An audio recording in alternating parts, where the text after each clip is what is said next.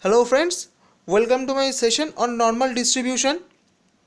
Now normal distribution or Gaussian distribution is a continuous probability distribution and is defined by the probability density function which we can write down as f of x is equal.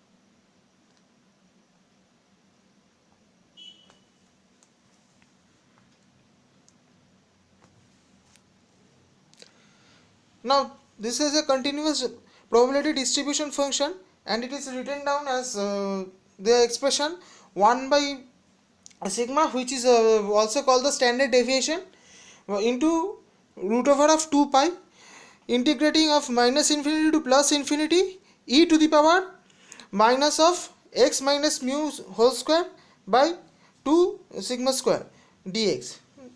Now what is this and how can this be represented? Actually, why is this called normal distribution? The normal distribution curve looks like this.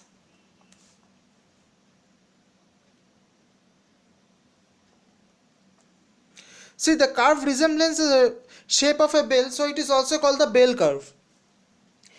Now normal distribution curve, what happens in this case, unlike the other as I've shown you in skewed curve, the mean and mode and the mean, median and mode are not equal to each other, but in this case it is not that thing. Here the mean is equal to the median is equal to the mode. See, this is the middle value and the mean is also this, because see the amount of the variables in this left side and the variables in the right side are also the same numbers, so the mean is also equal. And mode, see, this is the highest value, so everything is equal to each other, so that's why it is called the normal distribution.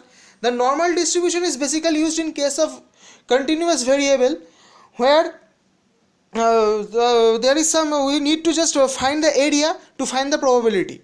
Just for example, just we can say that a generating station is continuously generating say a power of 250 megawatt, and suppose the power quality reduces for some reason, so you need to find the probability that why the probability that a power unit power tested at a certain time will show defective, will show that the power quality, reduced power quality or reduced power factor. In such cases we use the probability distribution function. Now let me tell you that this function fx, when you integrate this like this, f of x dx, it always gives the value of 1. Now suppose and this is minus infinity to plus infinity. Now always remember that the total area under this curve is considered to be 1. Here I have represented this, it is always equal to 1. Now for example, let me say that you are given a say you have given a certain value of pi, mu, say mu is equal to 4 and the standard deviation is equal to 6. Then you need to find the probability of a probability. Let's take the same example of the power that 250 megawatt is generated, and you need to find the power amount of power, the probability when the power is tested having a low power factor. Then in such cases we have to find we have to apply this one. You have just nothing to do but to find the area. Just like suppose it will come this area, you have to find integrating this from, let's say, a to b.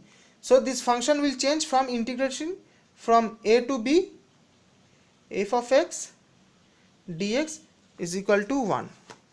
So You just need to change the function, like integrating from a to b, f of x dx is equal to 1. A to b is this area, nothing else.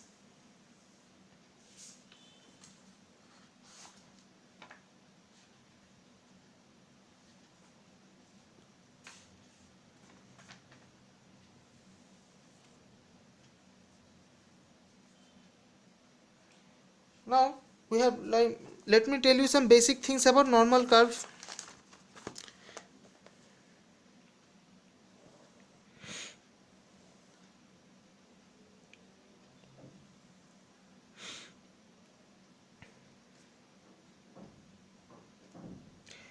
If this value is usually considered to be 0 and this one is considered to be 1 and this is minus 1, then 34% of the values will lie in this area and 34% of the values will lie in this area. So together we can say that 68% of the values will lie in this area. Again, if you consider this as 2 and this one as minus 2, then we can say that 14% of the values will lie in this area and 14% of the values will lie in this area. That means from 1 to 2, the 14% of the values will lie, and from minus 2 to minus 1, 14% of the values will lie. Then taking the whole, we can say that 96% of the values will lie from minus 2 to plus 2.